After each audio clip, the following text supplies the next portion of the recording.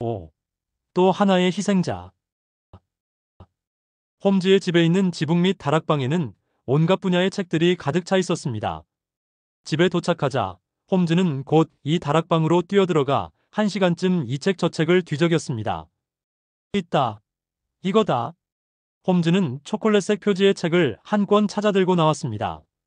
그리고는 희미한 기억을 더듬어 열심히 책장을 넘겼습니다. 어떤 페이지에서 홈즈는 마침내 생각했던 바를 확인할 수 있었습니다. 날이 밝는 대로 바닷가에 나가서 조사를 해봐야지. 홈즈는 너무나 흥분하여 제대로 잠을 이룰 수가 없었습니다. 아침에 눈을 뜨자 홈즈는 차도 마시는 둥 마는 둥 바닷가로 나갈 준비를 했습니다. 그런데 그때 방해자가 나타났습니다. 서섹스주 경찰의 바하들 경감이 찾아온 것이었습니다. 튼튼한 체격에 침착한 눈빛이 마치 소처럼 우직한 느낌을 주는 사나이였습니다. 뵙기는 오늘이 처음이지만 선생의 훌륭한 활약에 대해선 전부터 많이 들어왔습니다. 진심으로 경의를 표합니다. 그가 지나칠 정도로 격식을 차리자 홈즈는 조금 거북스러워졌습니다. 그보다도 찾아온 용건을 말씀해 주시죠. 참, 그렇군요. 사실 격식 따윈 제게 어울리지 않습니다. 용건이란 다름이 아니라 맥파슨 사건의 범인을 체포해야 될 것인가, 안 해야 할 것인가 의논을 드리려고요. 범인이라니, 아이언 머독 말입니까? 바하들 경감은 뻔하지 않으냐는 듯이 고개를 끄덕였습니다. 아무리 생각해 보아도 그 사나이밖에 없습니다. 이런 시골에선 용의자도 매우 한정된 범위로 좁힐 수가 있죠. 어떤 증거가 있습니까? 홈즈가 물었습니다. 바하들 경감이 말하는 증거라는 것은 여태까지 홈즈가 생각해온 것과 똑같았습니다. 화를 잘 내는 성격, 맥파슨과 결혼을 약속한 모드, 벨라미에게 마음을 두고 있었다는 것이 훌륭한 증거가 된다는 것이었습니다. 그러나 그는 머독이 가까운 시일 안에 이 고장을 떠나려 하는 것은 모르고 있었습니다. 이만큼 증거가 갖추어져 있는데 도망이라도 간다면 제 입장은 어떻게 되겠습니까? 머독이 틀림없는 범인이라면 책임 추궁을 당할 것이 뻔합니다. 바하들 경감은 그 점에 몹시 신경을 쓰고 있었습니다. 홈즈가 말했습니다. 저도 한때는 경감님과 같은 추리를 했습니다. 그러나 다시 잘 생각해 보십시오. 그것만으로는 허점투성이입니다. 허점투성이라고요? 바하들 경감은 뜻밖이라는 표정을 지었습니다. 첫째, 머독에게는 훌륭한 알리바이가 있습니다. 그날 아침, 그는 줄곧 학생들과 함께 있었습니다.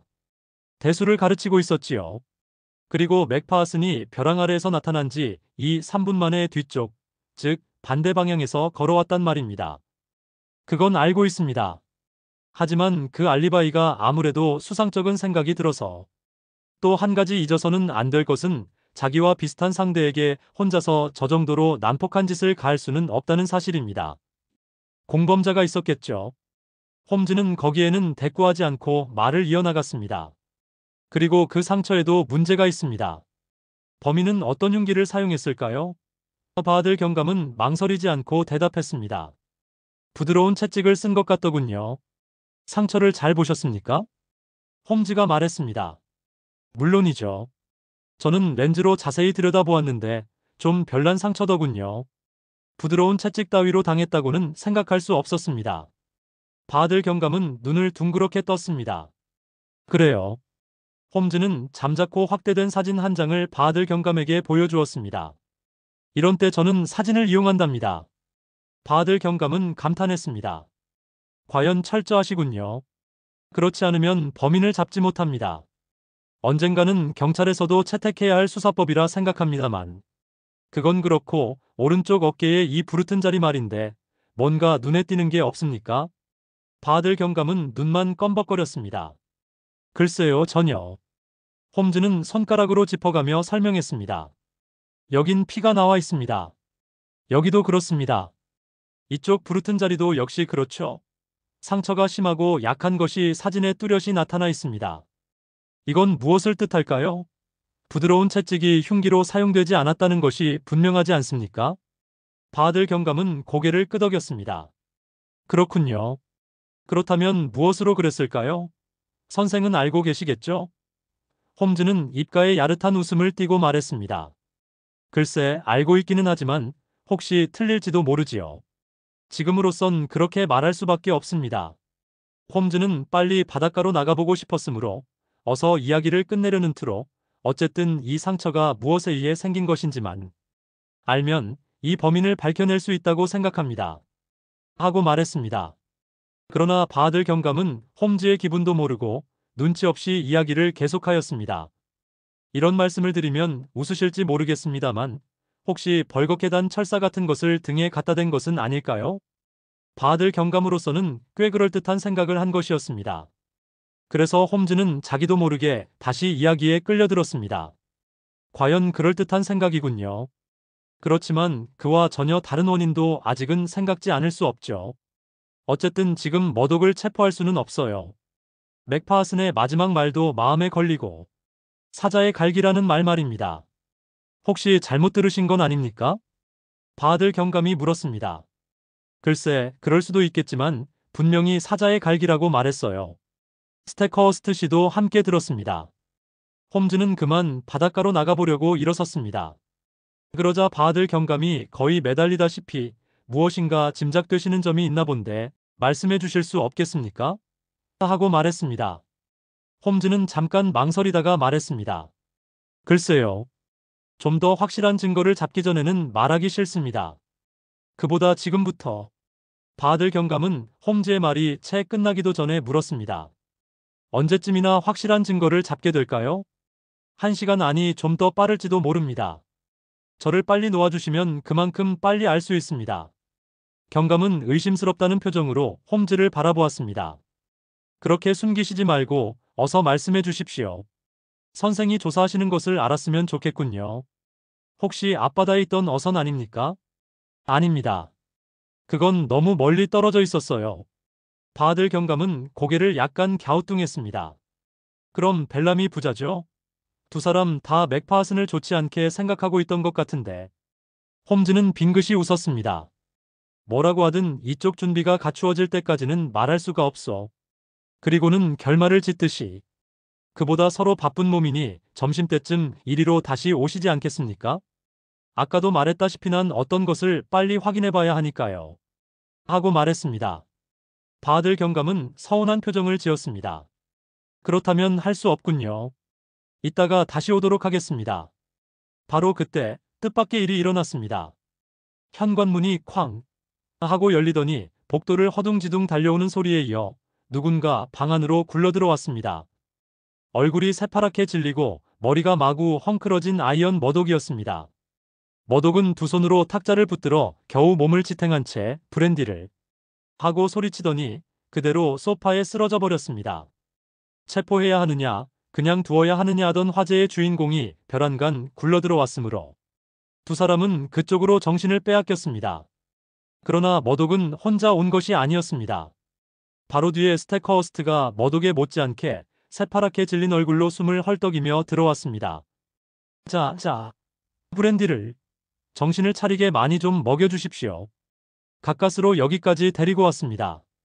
오다가 두 번이나 기절을 했었습니다. 스테커허스트가 소리쳤습니다. 홈즈는 서둘러 브랜디를 컵에 따라 머독에게 먹여주었습니다. 머독은 브랜디를 절반쯤 마시더니 조금 기운을 차렸습니다. 그는 한 손을 짚고 일어나 어깨를 드러내 보이며 외쳤습니다.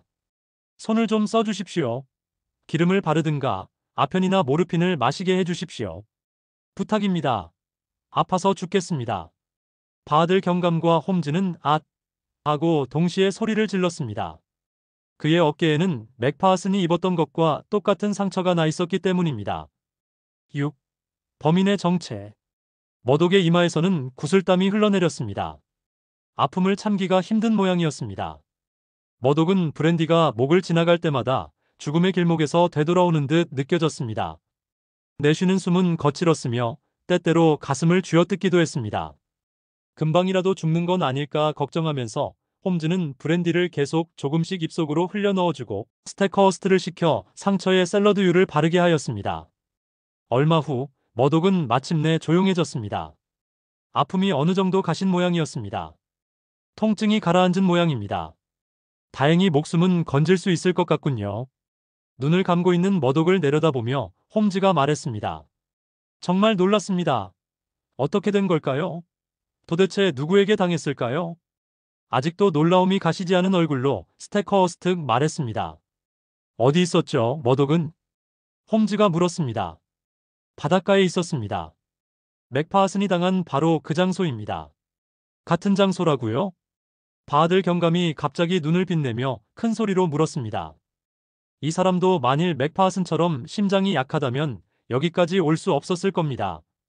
훈련소까지는 너무 멀기 때문에 우선 이곳으로 데리고 왔습니다. 소장님은 그때 어디 계셨습니까? 홈즈가 스테커허스트에게 물었습니다. 예, 난 벼랑 위를 산책하고 있었습니다. 벼란간 밑에서 고함 소리가 들려 내려다보니 머독이 마치 술 취한 사람처럼 비틀거리며 올라오고 있더군요. 그래서 얼른 뛰어내려가 부축해 데려온 겁니다. 홈즈 씨, 부탁이니 온 힘을 기울여 이 고장의 애군을 제거해 주십시오. 그렇지 않으면 여긴 사람이 살지 못하는 곳이 되어버릴 겁니다. 스테커허스트의 얼굴은 심한 두려움으로 일그러졌습니다. 홈즈는 고개를 끄덕였습니다. 안심하십시오. 잘 해결될 겁니다. 자, 함께 갑시다. 경감님도 가시지요. 이제 곧 살인범을 넘겨드리겠습니다. 참말입니까? 정말 고맙습니다. 바하들 경감은 매우 기뻐했습니다. 정신을 잃고 있는 머독의 간호를 가정부에게 맡기고 세 사람은 참극의 현장인 바닷가로 내려갔습니다. 모래사장에 머독의 옷과 수건이 놓여 있었습니다. 홈즈는 그것을 보고 가볍게 고개를 끄덕이며 물가를 따라 걸어갔습니다. 범인이 어디에 숨어 있다는 거죠? 바하들 경감이 주위를 둘러보며 큰 소리로 말했습니다. 주위에는 사람의 그림자라곤 하나 없었습니다. 조금만 기다려 보십시오. 벼랑 아래 수정처럼 맑고 푸른 물이 가득 괴어 있었습니다. 홈즈는 바위에서 바위로 건너뛰며 열심히 물속을 들여다보았습니다. 바하들 경감이 답답하다는 듯 물었습니다. 홈즈 씨, 범인이 물속에 숨어 있다는 겁니까? 홈즈는 잠자코 물속만 들여다보았습니다. 그렇게 오래도록 물속에 숨어 있을 수는 없지 않습니까? 경감이 이번에는 조금 짜증스러운 얼굴로 말했습니다. 그래도 대꾸가 없던 홈즈는 가장 깊고 고요한 곳에 이르더니 깜짝 놀랄 만큼 크게 소리를 질렀습니다. 이것을 좀 보십시오. 스테커허스트와 바하들 경감은 빨리 다가가서 홈즈가 가리키는 곳을 들여다보았습니다. 저것이 사이아네아입니다. 홈즈가 말했습니다. 사이아네아라뇨? 스테커허스트가 물었습니다. 사이아네아 해파리입니다. 이게 사자의 갈기의 정체입니다. 사자의 갈기를 뜯어낸 것으로. 밖에 생각할 수 없는 그것은 1m쯤 되는 물속 바위 위에서 흔들흔들하고 있었습니다. 노란 빛에 더부룩한 것이 부풀었다가 오그라들었다가 하면서 천천히 움직이고 있는 것이 보였습니다. 홈즈는 그것을 노려보며 말했습니다. 범인은 바로 이놈입니다. 그러고는 스테커허스트에게 말했습니다. 자, 이 살인자를 다시는 나쁜 짓을 못하도록 죽여버립시다. 두 사람은 힘을 합해 크고 둥근 돌을 들어 물속으로 밀어넣었습니다. 파문이 가라앉은 뒤에 보니 돌은 물속 바위 위에 얹혀 있었습니다. 그 돌 밑에서 노란 헝겊 같은 것이 펄럭펄럭 움직였습니다. 제대로 맞은 것 같군요. 스테커허스트가 말했습니다. 이윽고 진한 기름 같은 것이 돌 밑에서 번져나와 차차 표면으로 떠올랐습니다. 죽은 모양입니다. 홈즈는 안도의 숨을 쉬며 말했습니다. 잠자코 지켜보던 경감이 소리쳤습니다. 정말 놀랍군요. 뭡니까, 이게? 아까 말씀드린 바와 같이 사이아네아 해파리란 것입니다. 나는 이 지방에서 자랐지만 이런 건 아직 본 적이 없습니다. 이건 서색스주의 것이 아니겠죠? 서색스주에 있어도 이상할 건 없지요. 폭풍에 밀려올 수도 있으니까요. 맥파슨이 죽기 전날 밤 굉장한 폭풍이 있었던 걸 기억하십니까? 두 분 다 우리 집으로 가십시다. 이놈에게 죽을 뻔한 사람이 쓴 체험담을 보여드리지요. 그들이 홈즈의 집에 이르자 머독은 그동안 기운을 되찾고 일어나 있었습니다. 그러나 아직 멍청해 있었고 가끔 심한 통증에 몸을 떨곤 했습니다. 머독은 무엇이 어떻게 되었는지 전혀 모르는 것 같았습니다. 수영하다가 갑자기 심한 아픔을 느껴 가까스로 무트로 기어 올라왔다는 것밖엔 아무것도 기억하지 못했습니다.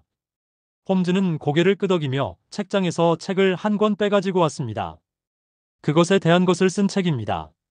이 책 덕분에 수수께끼 같은 이번 사건을 해결할 수 있었습니다. 그게 무슨 책입니까? 바하들 경감이 물었습니다. 유명한 생물학자인 우드가 쓴 야외 생활입니다. 우드도 이 괴물에 찔려 하마터면 목숨을 잃을 뻔했답니다. 학명은 사이아네아 카피라타라고 하는데 이놈에게 당하면 코브라에게 물린 것과 똑같다고 합니다. 자, 조금만 읽어볼까요? 수영할 때 사자의 갈기 같은 황갈색 물체를 보면 경계하지 않으면 안 된다. 그것은 무서운 독침을 가진 사이아네아 카피라타이기 때문이다. 이것에 쏘이면 피부에 빨간 줄이 생기는데 그 상처를 자세히 살펴보면 작은 물집이 잇따라 있는 것을 알게 된다. 이 작은 물집 하나하나가 마치 빨갛게 단 바늘에 찔린 것처럼 몹시 아프다. 아무튼 이 독해파리는 눈에 보이지 않는 발을 15m나 뻗기 때문에 그 안에 접근하면 찔려 죽을 위협이 있다고 합니다. 우드는 거기까지는 접근하지 않았는데도 죽을 뻔했답니다. 홈즈가 책을 덮으며 말했습니다. 그러자 머독이 소리쳤습니다. 저도 바로 그놈한테 당했습니다. 아무튼 그때 우드는 브랜디 한 병을 거의 숨도 쉬지 않고 마셨는데 그 덕택에 목숨을 건진 것 같다고 썼군요. 하며 홈즈는 바들 경감에게 그 책을 건네주었습니다. 경감님, 이 책을 빌려드릴 테니 한번 읽어보십시오. 그러면 맥파슨의 죽음에 대한 의문이 풀릴 것입니다. 그러자 머독이 쓴웃음을 지으며 말했습니다. 동시에 저에 대한 의혹도 풀리겠죠. 그건 또 무슨 말이죠? 홈즈가 시치미를 떼고 물었습니다. 숨기실 필요 없습니다. 선생이나 경감님의 입장에선 저에게 의심을 품는 게 당연합니다. 맥파슨과 같은 변을 당했기에 망정이지 그렇지 않았으면 내일쯤은 체포되었을 테죠. 홈즈는 고개를 저었습니다. 아니, 그렇게 되지는 않았을 거요. 나는 이미 진상을 파악하고 있었으니까요. 아니, 어떻게? 머독은 눈을 휘둥그렇게 떴습니다. 나는 책이나 신문 따위를 읽으면 그것을 자세한 데까지 외울 수 있습니다.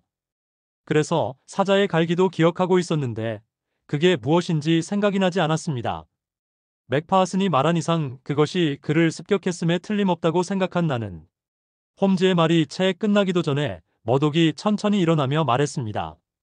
그렇다면 저에 대한 혐의는 풀린 것 같군요.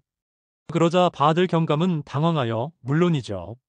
나는 다만 당신이 모드 양과 결혼하고 싶어 했다기에 하고 말끝을 흐렸습니다.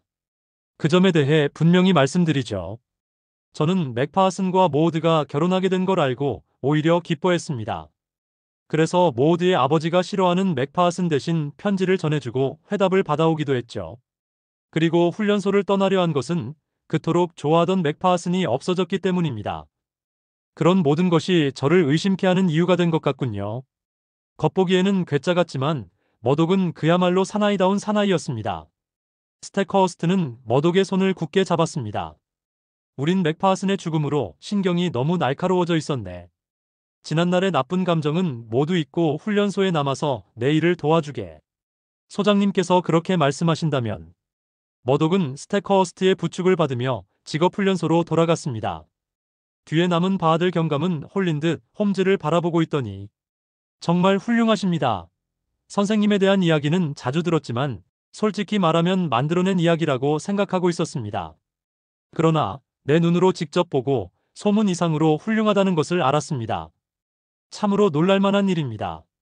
하고 말했습니다. 홈즈는 여태까지 이렇게 정직한 칭찬을 들은 적이 없었습니다. 그는 재빨리 머리를 가로저었습니다. 천만에요. 바들 경감. 이번엔 중요한 점을 착각하여 엉뚱하게 헤맨걸요. 엉뚱하게 헤맸다고요? 바들 경감은 의아스러운 표정을 지었습니다. 시체가 물속에서 발견되었더라면 그런 착각을 하지 않았을 텐데.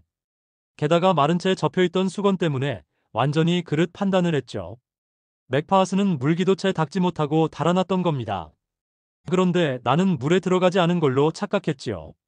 그렇지만 선생이 아니었다면 독해파리의 짓이라는 걸 상상이나 했겠습니까? 홈즈는 미소를 지었습니다. 아닙니다. 경감님. 나는 여태까지 경찰관들을 골려왔습니다. 그 벌로 이번엔 내가 사이아네아 카피라타라는 독해파리에게 한 대 얻어맞을 뻔했습니다.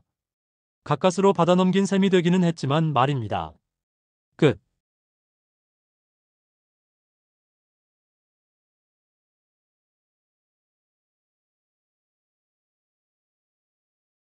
시청해 주셔서 감사합니다. 구독, 좋아요. 끝.